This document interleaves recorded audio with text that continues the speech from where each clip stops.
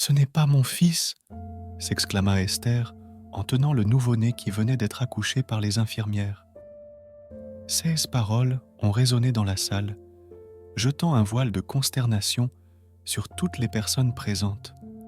Abonnez-vous à la chaîne et activez la cloche pour ne pas manquer les développements de cette incroyable histoire. Esther et David formaient un jeune couple qui rêvait depuis des années de devenir parents. Finalement, après bien des difficultés, le rêve était devenu réalité. Esther était enceinte. Le test positif avait rempli leur cœur de bonheur. Malgré l'attente et les défis que comporte le parcours de la grossesse, chaque jour était vécu avec l'espoir et l'enthousiasme d'accueillir leur enfant, à qui ils avaient déjà donné le nom, Alessandro. Pendant 9 mois, Esther et David avaient tout préparé avec soin. La chambre, les vêtements, les jeux. Chaque petit détail semblait parfait. Le petit Alessandro n'était pas encore né, mais il occupait déjà tous les recoins de leur vie.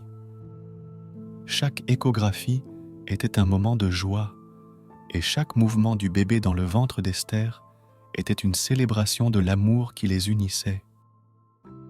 Les semaines se sont transformées en mois, et l'attente est devenue de plus en plus angoissante. Mais la soirée tant attendue est enfin arrivée. C'était une tranquille soirée d'automne quand Esther, alors qu'elle se préparait à se coucher, s'arrêta brusquement. Le liquide amniotique s'était rompu. Le petit Alessandro était sur le point de naître. David, bien que surpris, est resté calme et a aidé sa femme à se préparer à aller à l'hôpital. Le trajet jusqu'à l'hôpital a été court, mais plein d'émotions et de tension. Le silence de la nuit n'était rompu que par les battements frénétiques de leur cœur, attendant le moment tant désiré. Une fois arrivée à l'hôpital, Esther a été immédiatement accueillie par les infirmières et emmenée dans une chambre où elle attendrait le moment de l'accouchement. Alors que tout semblait se dérouler comme prévu, une infirmière est entrée accompagnée d'une jeune femme, Sophia, qui était également en travail. Sophia, visiblement agitée et seule, n'avait personne à ses côtés dans ce moment important. Esther et David, sensibles à son état, tentent de la réconforter. Ils ont commencé à lui parler, à partager leurs expériences et à essayer de lui transmettre un peu de sérénité. Les heures passaient et la nuit devenait de plus en plus profonde. L'atmosphère à l'hôpital était pleine d'attente. Mais à un moment donné, les choses ont pris une tournure inattendue. Sophia a été transportée d'urgence au bloc opératoire pour une césarienne d'urgence, tandis qu'Esther se préparait à donner naissance à Alessandro naturellement. Finalement, après des heures de travail, Alessandro est né, remplissant la pièce de ses premières larmes. La joie d'Esther et David était immense. Après des mois d'attente, ils pouvaient enfin tenir leur bébé dans leurs bras. Cependant, le bonheur n'a duré qu'un instant. Alessandro a immédiatement eu des problèmes respiratoires et a été transporté d'urgence aux soins intensifs néonatals. Esther et David, toujours sous le choc, tentent de comprendre ce qui se passe. Une infirmière entra peu après pour tenter de les rassurer. Le petit Alessandro est en observation. Vous pourrez le voir bientôt. Cependant, l'anxiété n'abandonne pas Esther, qui ressent un vide en elle-même. Le matin, dès son réveil, sa première demande fut de voir Alessandro. Une infirmière entra dans la chambre avec un nouveau-né. Esther a regardé cet enfant attentivement, mais immédiatement quelque chose n'a pas fonctionné pour elle. « Ce n'est pas mon fils », dit-il, la voix ferme mais brisée par l'émotion. David et l'infirmière étaient étonnés, essayant de la calmer, suggérant qu'elle pourrait être confuse à cause de l'accouchement et des médicaments administrés pour soulager la douleur. Mais Esther était catégorique.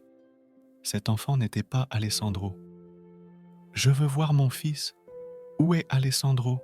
s'exclama-t-il, haussant le ton et remplissant la pièce d'une tension palpable. La situation est devenue encore plus étrange lorsqu'Esther a remarqué une petite tache de naissance sur le bras du nouveau-né. Il se souvient parfaitement d'avoir vu la même marque sur le bras de Sofia avant qu'elle ne soit emmenée en salle d'opération. « C'est le fils de Sofia », dit-il d'une voix tremblante, tandis que l'angoisse grandissait dans son cœur. Laissez un j'aime si vous aussi ressentez de l'empathie pour Esther. Les infirmières essayèrent de rester calmes, mais la tension était évidente. Esther ne cessait de répéter que cet enfant n'était pas le sien et demandait avec insistance des nouvelles de Sofia et de son petit. Le personnel médical, incapable de fournir des réponses immédiates, a décidé de procéder à un test ADN pour confirmer l'identité des enfants.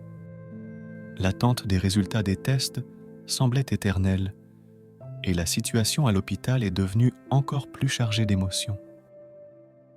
Esther, malgré tout, a refusé de quitter le bébé de Sofia, ressentant un lien profond avec lui.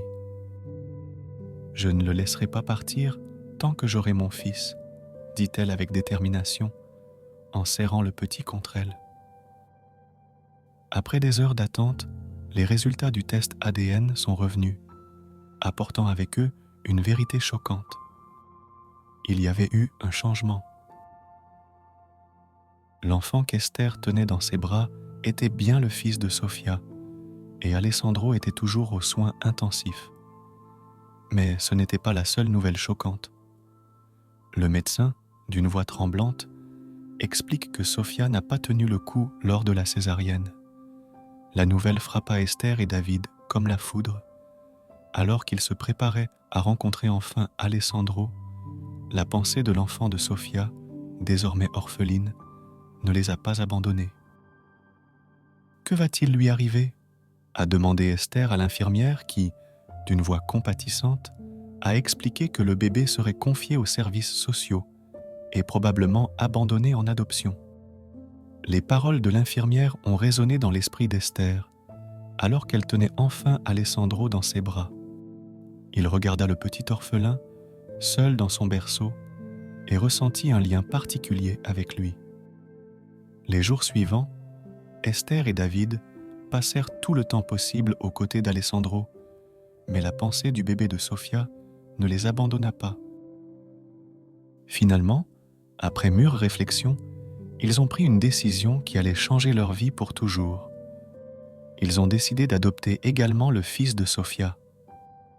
Ils donnèrent un nom au petit, Élie. Commentez ci-dessous. Qu'auriez-vous fait à la place d'Esther ?